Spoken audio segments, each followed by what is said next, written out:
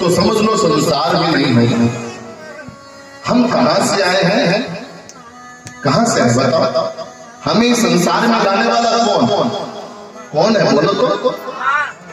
जिस माँ का हम गुणगान करने बैठे हैं उसका नाम प्रेम से लो। कौन है वो? माँ। जिसने हमें जन्म दिया, जिसके ऊपर हम बैठे हैं वो कौन है? धरती माँ, जो हमारे अपराधों को माफ करती है। कैसे?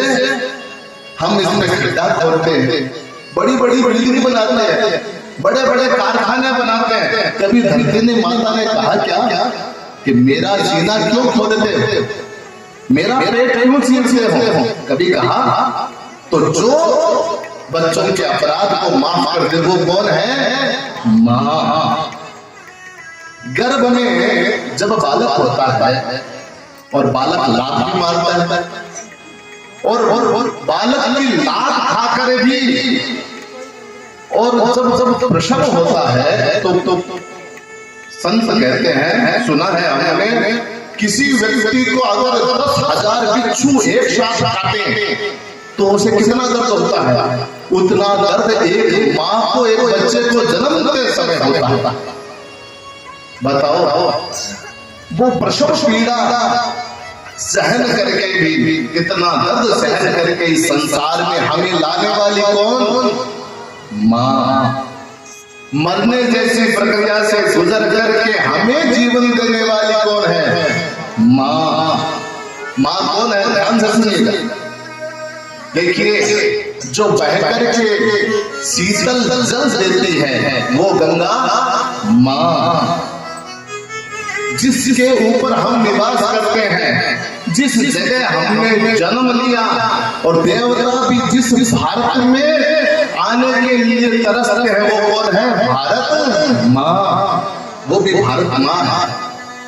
ये हमारे देश में इसीलिए माता का वर्चस्व है। कभी आपने सुना कोई चीन माता, पाकिस्तान माता, अफ्रीकन माता? कहीं नहीं है। ये हमारे भारत में भारत माँ। ज्ञान दे करके जो हमारे अज्ञान को मिटाती है वो गीता माँ। भगवान कृष्ण ने जो सुनाया गीता माँ, जो अपनी हड्डियां जला करके हमें दूध पिलाती है वो गौ माँ। सब जगह देखो माँ कहाँ कहाँ है, ध्यान से सुनना। अनंत प्रेम प्रदान करने वाली कौन? भागवत माँ। भागवत को माँ का है। श्री भागवत मुकुंद की दाता, जगत की माता, भवतारण की नौका है जी। आप गाते हैं आरती में, राम मिलन का मौका है जी। तो वो भागवत भी माँ, भागवत माँ। जिसने हमें नहीं देवताओं को भी आशा दिया वो भारत माँ। जो जन्म लेकर के पहली गुरु बनती है वो कौन है? माँ। हम सबकी पहली गुरु कौन है? माँ। जो गीले में खुद सोकर के सूखे में अपने बच्चे को सुलाती है वो कौन है? माँ। और प्रेमी सज्जनों, शास्त्रों की बात बता दूं कि जिसकी सेवा करने से 7 जन्मों के पाप नष्ट हो जाते हैं वो है माँ। माँ की सेवा कर लीजिए, कितने से बड़े से बड़ा अपराध क्यों ना हो वो सब भस्म हो जाता है। माँ का एक नाम है वत्सला। जैसे वत्सला किसे कहते हैं? वत्स कहते हैं बछड़े को। बछड़ा जब जन्म लेता है ना तो एकदम गंदगी में लिपटा होता है वो, लेकिन थोड़ी देर बाद में उसकी गौ माता उसे अपनी जीभ से चाट करके ऐसा निर्मल कर देती है कि हमको इतना प्यारा लगता है वो बछड़ा। गंदगी भी खुद खा करके अपने बच्चे को निर्मल बना देती है वो कौन है? माँ।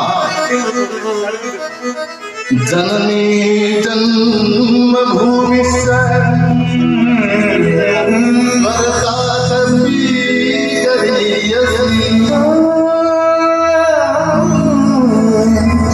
जननी जो हमें जन्म देने वाली है, और एक जन्मभूमि जहां हम पैदा हुए। महाराज अगर स्वर्ग हमारे सामने हो और इधर माँ खड़ी हो तो कहाँ जाना है? माँ के पास, क्योंकि माँ के चरणों में स्वर्ग का निवास है। एक घटना बताऊं आपको। जंगल में एक हिरणी ने एक बच्चे को जन्म दिया। हिरणी ने कितनी कोमल होती है हिरणी, अगर शेर दहाड़ मारे तो हिरणी का कलेजा फट जाता है। आज एक हिरणी ने एक बच्चे को जन्म दिया। इतने में शेर आ गया, जंगल का राजा, जंगल का राजा है शेर आया और जैसे ही उस नवजात हिरणी के बच्चे की तरफ वो शेर बढ़ा, उसी समय हिरणी ने अपने दोनों पैरों से शेर के माथे पे प्रहार किया।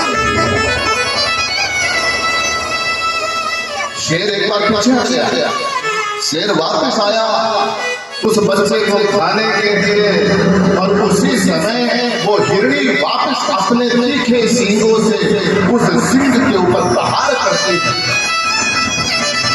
और प्रेम सज्जनों, उस शेर को वहां से भाग जाना पड़ता है। क्यों भाग गया? कि आज वो हिरणी नहीं है, वो आज एक माँ है, और माँ अपने बच्चे पे जब संकट आता है तो वो हिरणी भी सिंहनी बन जाती है। वो हिरणी भी सिंहनी बन जाती। दुनिया का पावरफुल अस्त्र शस्त्र क्या है? बताओ, आपसे पूछता हूं, दुनिया का सबसे पावरफुल अस्त्र क्या है? बता सकते हैं? बताइए। कोई कहेगा बंदूक, कोई कहेगा तलवार, लेकिन मैं बताता हूं आपको, दुनिया का सबसे पावरफुल अस्त्र शस्त्र है मां का आंचल। बच्चा कितनी भी लड़ाई करके आएगा, कितनी भी बदमाशी करके आएगा, लेकिन आकर के जब वो मां के आंचल के पीछे छुप जाता है तो किसी के बाप से नहीं डरता, वो किसी से नहीं डरता। मां है, अब कोई क्या बिगाड़ लेगा। माई तेरा नाम भंवर से निकाल देता है, जो गिरता है उसको संभाल लेता है। ऐ लोगों, मेरे सर पर है मेरी माँ की दुआ, मैं डूबता हूँ तो समंदर उछाल देना। आप सभी शास्त्र पढ़ लीजिए, लेकिन सभी शास्त्रों से बड़ा एक नाम है, वो नाम है मां।